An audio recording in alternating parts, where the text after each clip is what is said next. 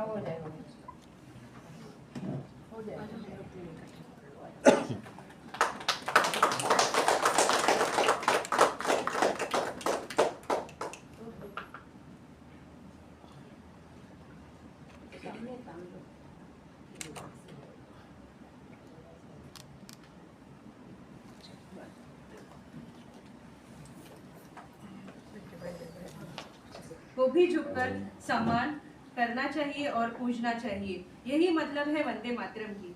तो हम सबसे रिक्वेस्ट करना चाह रहे हैं कि वो अपनी जगह पे खड़े हो जाए। वंदे मातरम। वंदे मातरम सुजलां सुफलां मलयज शीतलां शस्य श्यामलां मातरं वन्दे मातरं शुभ्रजोत्स्ना पुलकितयामिनी फुल्लकुसुमिता द्रुमदलशोभिनी सुहासिनी सुमधुरभाषिणी सुखरां वरदां मातरं वन्दे मातरं वन्दे मातरं। जय हिंद। जय हिंद।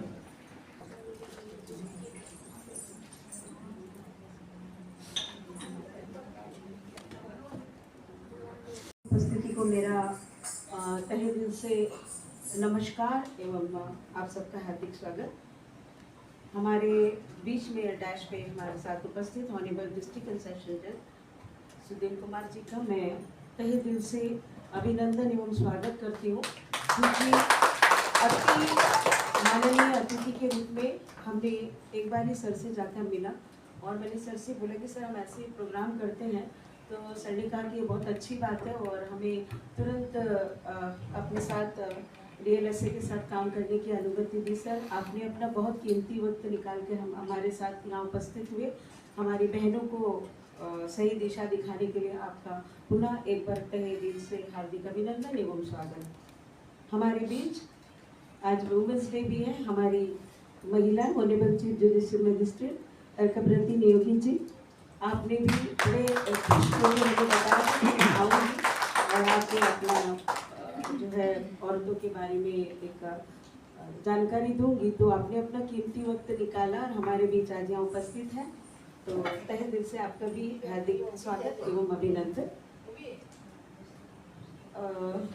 हमारे बीच national general secretary IHRCCO Shrimati Vinoti Biswas ji, जो आज मिलन से आई है इस प्रोग्राम को अटेंड करने के लिए, बीच में आधे प्रोग्राम छोड़ के, आपका भी हार्दिक अभिनंदन एवं स्वागत।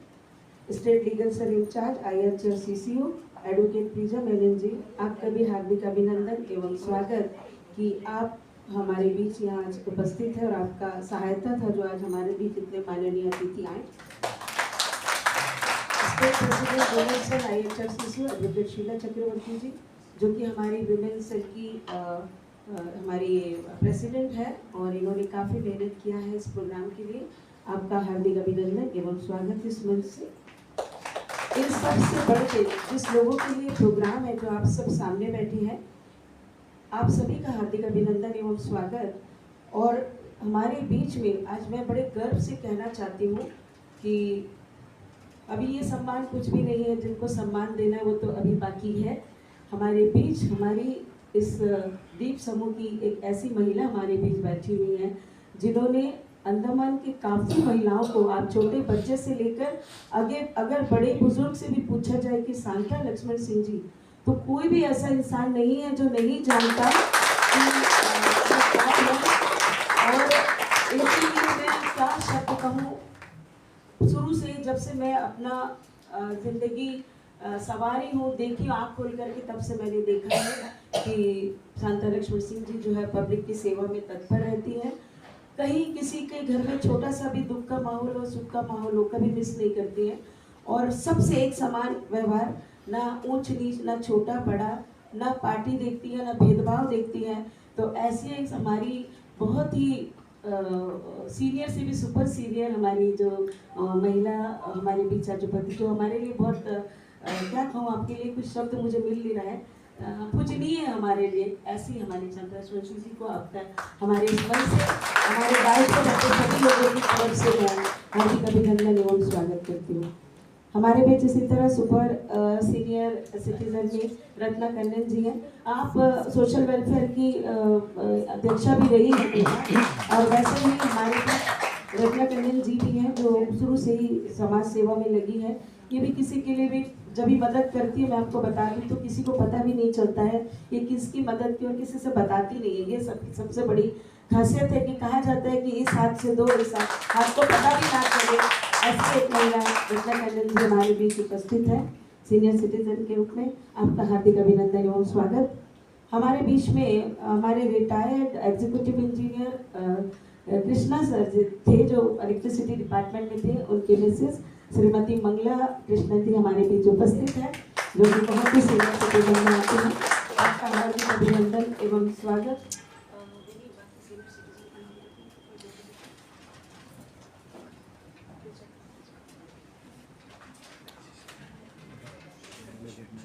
हमारे बीच में सीनियर सिटीजन श्रीमती प्रसन्ना कुमारी जी हैं, जो आज हमारे बीच उपस्थित है, आपका हार्दिक अभिनंदन एवं स्वागत।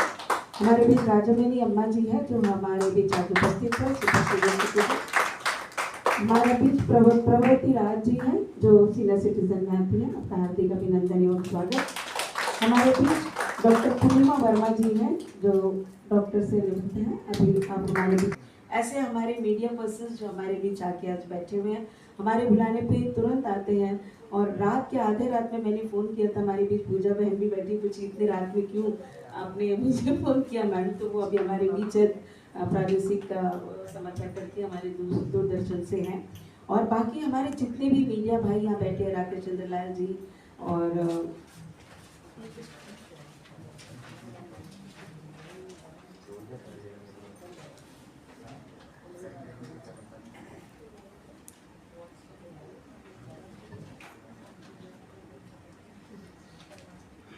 सलमान जी सिटी न्यूज़, आपका हार्दिक अभिनंदन एवं स्वागत। अनामिका जी, उस्मान जी, राकेश चंद्र लाल जी, असलम जी और क्षमा कीजिए बाकी कई लोगों का भी देर से आए नाम या जुबैर जी और वली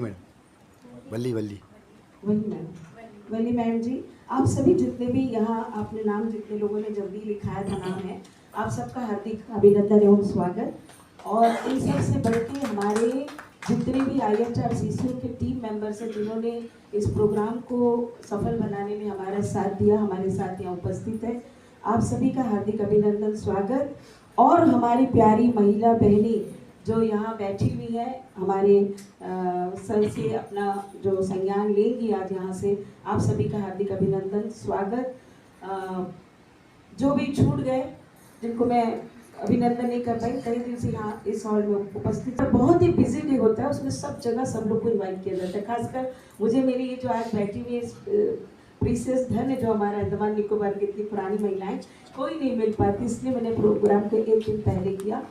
और हम सभी जानते हैं औरतों के लिए अभी भी इतना दिन से कहा जाता है कि औरतों के लिए बहुत सारे अधिकार ये है वो है फलाना, लेकिन मुझे ऐसा लगता है कि अभी मैं गांव में जाती हूँ, ग्रास रूट में जाती हूँ, मुझे पता चलता है कि अभी भी बहुत सारी बातें ऐसी जो महिलाओं को नहीं पता है। हम कितना भी आपसे ज्ञान बांटे वो ज्ञान अधूरा होता है। इसके लिए हमने अति सम्मानित हमारे अतिथि जो हमारे CGM सर है और हमारी हमारे डिस्ट्रिक्ट जज सर है और हमारे CGM मैडम है जो हमारे अति विशिष्ट मेहमान है आज हमारे, उनके मुँह से आप सुनेंगे विद सारे लॉ के हिसाब से आपका क्या राइट है, आप क्या अधिकार है। औरतों को शिक्षा और औरतों का सम्मान, ये अगर हो गया तो देश में आधा प्रॉब्लम तो औरतों का सॉल्व हो गया। अभी भी ऐसी महिलाएं हैं जो प्यार वर्ष अपना सब कुछ बच्चों को दे देती है और लास्ट में ऐसा होता है कि उसकी माँ अकेले बैठ के रोती है, उन्हें पता भी नहीं होता है कि मेरे बच्चे मेरे साथ क्या कर रहे हैं। तो इन सारी चीज़ों से अवेयर होने के लिए हमने हमारे अति विशिष्ट मेहमानों को आप लोगों के सामने बुलाया है। हम तो हमेशा आपके सामने आते रहेंगे, बात करते रहेंगे, लेकिन इस विषय पर विशेष जानकारी देने के लिए जो हमारे सर हैं उनको बोलने का मौका मिलना चाहिए। उनके पास समय बहुत कम है, अपने इतना कीमती समय निकाल के आए, तो मैं आप सभी से एक बार पुनः अनुरोध करती हूँ कि इसे बहुत ध्यान से सुने। और आखिरी में आप लोग का पूछने का इंटरेक्शन सेशन भी सर ने कहा कि जरूर रखें कि आपने क्या समझा और क्या। Good afternoon to all, good afternoon to all ladies and gentleman. Learned district जज हमारे बीच में है आज इंटरनेशनल वुमेन्स डे है और हमने organiser of international human rights and crime control organisation का ऑर्गेनाइजर्स से आभारी हूँ कि मुझे कुछ बोलने के लिए इधर आमंत्रित किया। मैं बहुत ही अपने आप का बहुत ही भाग्यशाली महसूस करती हूँ कि मुझे इधर बुलाया गया कुछ बोलने के लिए, इंटरेक्शन के लिए, महिलाओं के बीच में महिलाओं के बारे में कुछ बोलने के लिए बुलाया गया। हम लोग कल 8 मार्च इंटरनेशनल वुमेन्स डे पालन किया जाता है। तो 8 मार्च में ये जो इंटरनेशनल वुमेन्स डे है, 8 मार्च में क्यों चुना गया 8 मार्च को इंटरनेशनल वुमेन्स डे के हिसाब से, ये मैं आप लोगों को बताना चाहती हूँ। जब फास्ट वर्कर के टाइम में रशियन रेवोल्यूशन चल रहा था, तो फेब्रुअरी रेवोल्यूशन हुआ, उसमें ना फैक्ट्री लोगों को, जो फैक्ट्री में तब महिला भी काम करते थे, और पुरुष भी काम करते थे। तो उन लोगों का एक्सप्लॉयटेशन होता था, ज़्यादा से ज़्यादा टाइम उन लोगों का फैक्ट्री में काम करना पड़ता था। 10 to 20 to 12 आवर्स उन लोगों का काम करना पड़ता था, लेकिन उसी हिसाब से उन लोगों का तनख्वाह नहीं मिलता। तो उस टाइम में रशियन महिलाओं ने सड़क पे उतर आए, क्यों? शांति के लिए और खाना के लिए। खाना का भी क्राइसिस चल रहा था तब रशिया में, फूड शॉर्टेज था, खाना नहीं मिल रहा था। तो उन लोग सड़क पे उतर आए और आंदोलन किया। वही दुनिया के प्रथम महिला का आंदोलन है, वही प्रथम वुमेन्स रेवोल्यूशन है। तो इस दिन जो वर्ड था बोलकर इस दिन को चुना गया इंटरनेशनल वुमेन्स डे के हिसाब से। तो उसके बाद हम लोगों का क्या है, अब तो स्वतंत्रता दिवस के बाद में जब कॉन्स्टिट्यूशन संविधान जब आया, तब हम लोग का क्या हुआ कि पुरुष और महिला का भेदाभेद माना हो गया। दोनों के एक ही राइट्स है, एक ही इक्वालिटी, सब कुछ दिया गया। लेकिन तब भी ना हम लोगों का कुछ अंधविश्वास के वजह से ना हम लोग समाज में महिला के उतना क्या मान्यता नहीं देते। उस टाइम में उतना मान्यता नहीं देते। तो हम लोग का कॉन्स्टिट्यूशन के आर्टिकल 14 में बोला गया कि सब लोग, पुरुष नारी सब बराबर है, सब इक्वल है। तभी अभी तक गांव में इतना लड़की एक अंधविश्वास है कि बेटियों को तो पराया धन है। ऐसा कई फैमिली में सोचता है कि बेटियां पराया धन है, उसको ज्यादा पढ़ाकर क्या करूंगी, वो तो नहीं देखेगा, लड़का लोग ही देखेगा। बात ऐसा नहीं है।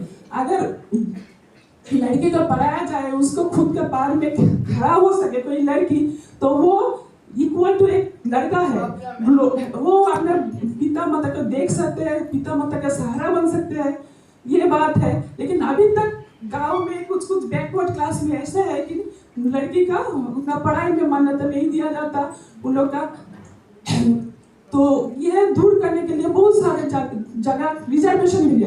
पार्लियामेंट में भी 33% महिला के लिए संरक्षण है। महिला पीछे पड़ गया ना समाज में, तो आगे लाने के लिए ये रिजर्वेशन है। बहुत सारे क्षेत्रों में रिजर्वेशन है। आप तो महिला बहुत सारे क्षेत्रों में सफलता हासिल किया, वो पुरुष के साथ एक साथ कदम मिलाकर चल रहे हैं ना सारे क्षेत्र में। तो मेरे बारे में थोड़ा बहुत बोल सकते, मैं एकलौती औरत थी, तो मेरा भाई बहन नहीं था।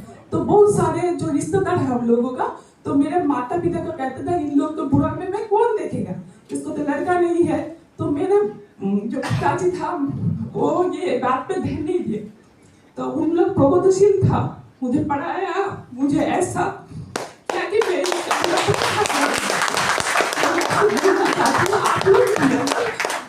बच्चों को समान सुविधा दे, जो लड़का को दे रहा है आप लोग, वो ये समान सुविधा का लड़की के दे, वो भी पिता माता का बुढ़ापे का सहारा बन सकते हैं। ये मैं आपको बोलना चाहती हूँ।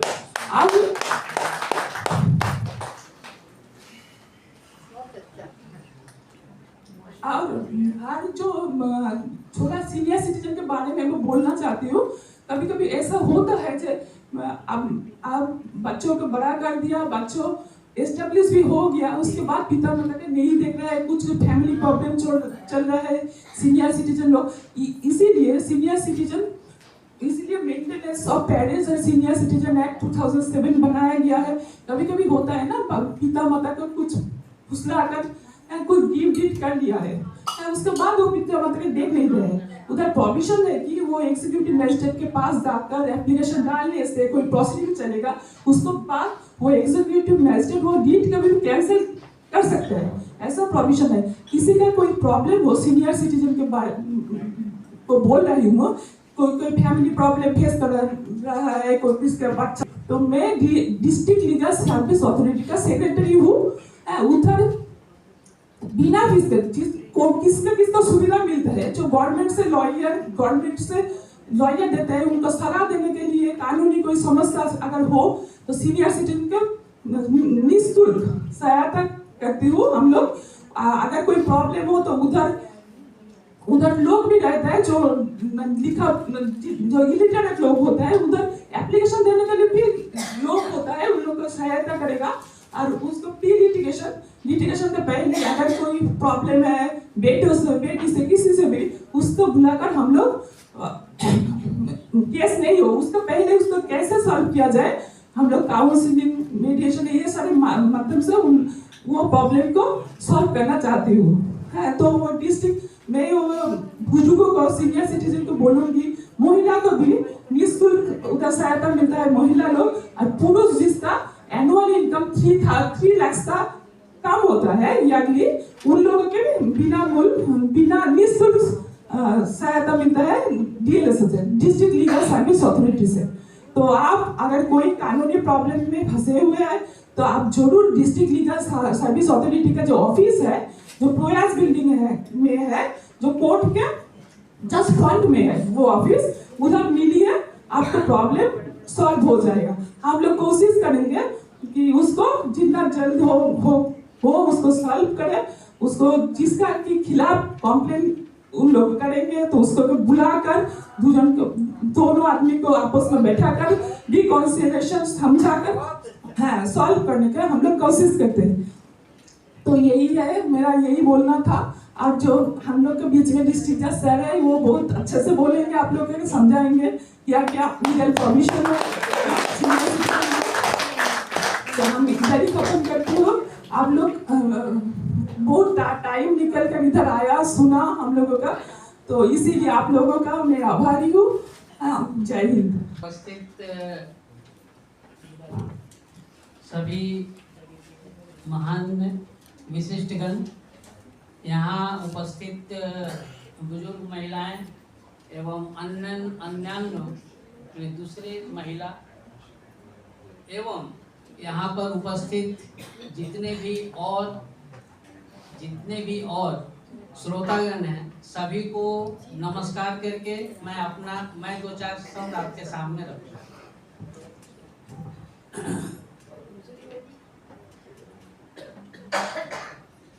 सबसे पहले आप लोग के मन में एक क्वेश्चन आ रहा होगा कि आज इंटरनेशनल वुमेन डे है, उसमें हम लोगों को क्यों बुलाया गया है, उसमें हम लोग का क्या काम है? ये पहला क्वेश्चन क्या रहा होगा दिमाग नहीं, हम लोग को जो बुलाया गया है लॉ फील्ड के आदमी को, उसके पीछे कुछ कारण होगा, तभी तो हमें बुलाया गया है। लॉ में बहुत सारा प्रोविजन ऐसा है जो कि हम लोग नहीं जानते हैं। समस्या यहाँ पर है, और जिसकी वजह से महिलाएं सिर्फ नहीं, ओल्ड एज के जो पुरुष हैं उनको भी सफर करना पड़ता है। इस चीज को समझिए। बूढ़े बुजुर्ग इमोशन में बहकर सभी संपत्ति बच्चे को दे दिए और बच्चे आपको घर से बाहर निकाल दिए, ठीक है। उसको बताने के पहले मैं आप लोगों से पूछना चाहता हूँ कि आप लोगों ने बागवान फिल्म देखा है? ये this is the reality nowadays. ये आज के समाज में रियलिटी है। बोला जाता है ना, भलाई सबका करो, शुरुआत अपने से करो, ठीक है। ये ऐसा फैक्ट है। उस फिल्म में क्या दिखाया गया कि माँ बाप ने सभी माने खुशी का जितना उनका क्या कहा जाता है इच्छा था त्याग करके बच्चे को पढ़ाया, और बाद में क्या मिला उन्हें? बच्चे सिर्फ यही बोले कि आपने अपना जीवन क्यों नहीं सिक्योर किया। इसलिए आज का जो युग है वो मॉनेटरी युग है। पैसा जब तक है आपके पास तब तक आपकी पूछ है। वो इमोशन छोड़ दीजिए, वो चला गया, वो जनरेशन खत्म। आज आपके पास पैसे रहेंगे, मधु रहेगा तो मधुमक्खी सब आपके पास रहेंगे। इसीलिए मेरा एडवाइस ये रहेगा कि अपने जीवन के रहते आपको अपना कोई भी चीज, कोई भी सामान पूरी तरह से बच्चे को नहीं दे देना है। ये सुनने में खराब लग रहा होगा, लेकिन दिस इज द रियलिटी। मैं एक ऐसा उदाहरण जानता हूँ कि बच्चा बॉम्बे में नौकरी कर रहा है और माँ बाप को बोला कि मम्मी पापा तुम वहां चले आओ और मेरे साथ रहो, हमारे पास तो घर नहीं है रहने के लिए, तुम अपना घर बेचकर चले आओ। घर बेचकर चले गए और वहां से मार के भगा दिया, वहां घर खरीद के। This is the fact nowadays. ये रियलिटी है, इसको जितनी जल्दी आप समझेंगे उतना सुखी रहेंगे। अब क्वेश्चन ये उठता है कि आपकी जो संपत्ति है, आप तो कोशिश ये करेंगे कि आपके जीवन रहते वो संपत्ति को ठिकाने लगाया जाए। इसीलिए तो आप कभी गिफ्ट कर देते हैं, बच्चे को बेच देते हैं, ठीक है, शेयर डीड कर दिया, गिफ्ट डीड कर दिया, ठीक है, डोनेट वही गिफ्ट हुआ कर देते हैं। और जैसे ही आप करते हैं दूसरे दिन से देखिएगा उनका बहू और बेटे दोनों का व्यवहार खराब, क्योंकि बेटे का तो रिमोट कंट्रोल बहू के हाथ में है। ये तो सीधा हिसाब है, वो तो सभी के घर में ही हिसाब है। ये एक के घर में है और दूसरे के घर में नहीं है, ऐसा नहीं है। इस चीज को आप जान लीजिए।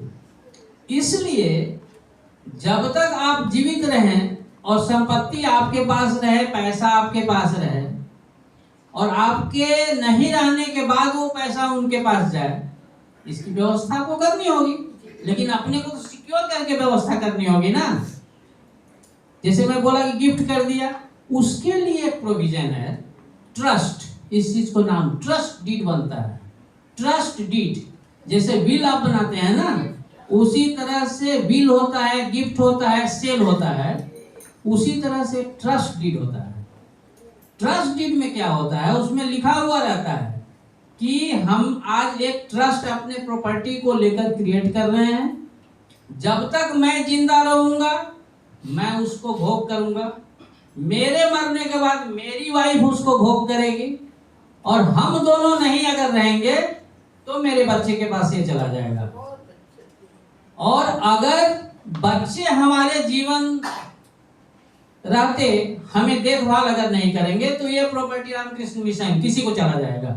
यानी कि अगर तुमने हमारे साथ कुछ बदमाशी किया तो वो प्रॉपर्टी तुम्हें भी नहीं मिलेगा, वो चला जाएगा दूसरी तरफ। ठीक है, आपको तो सिक्योर करना होगा अपने आप को, बिना सिक्योर करे तो होगा नहीं।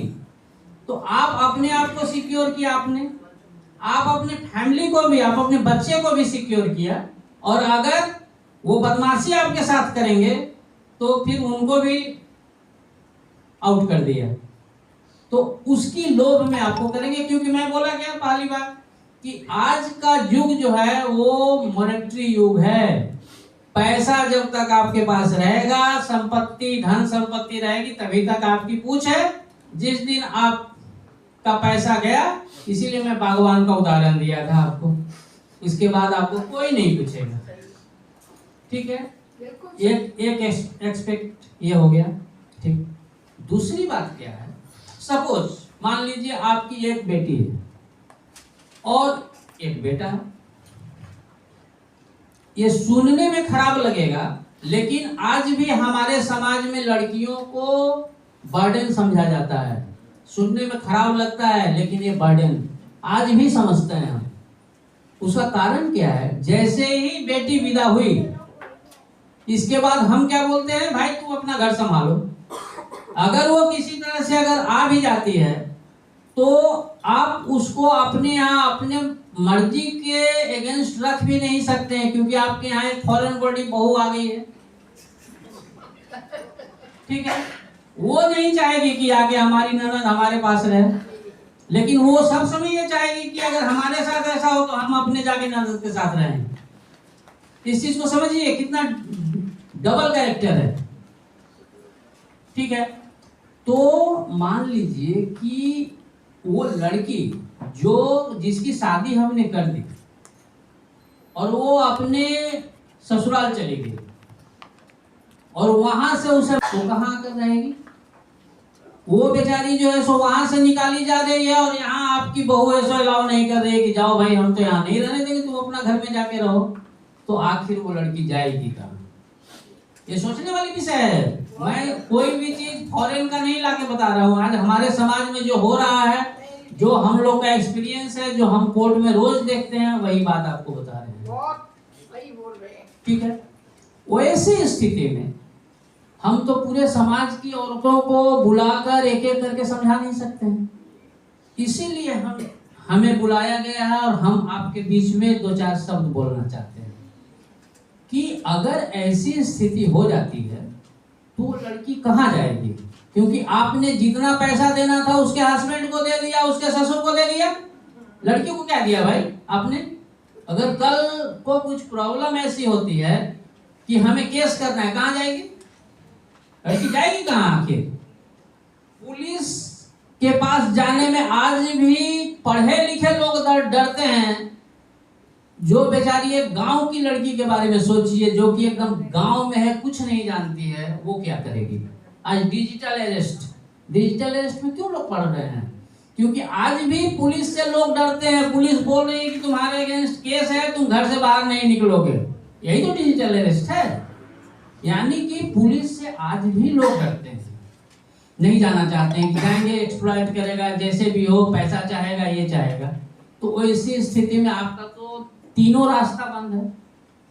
आप ससुराल भी नहीं जा सकती हैं, मारपीट होगा, यहाँ भी नहीं आ सकती माँ बाप के यहाँ, और पुलिस के पास भी नहीं जा सकती। ऐसी स्थिति में आप करेंगे क्या? मरने जाएगी।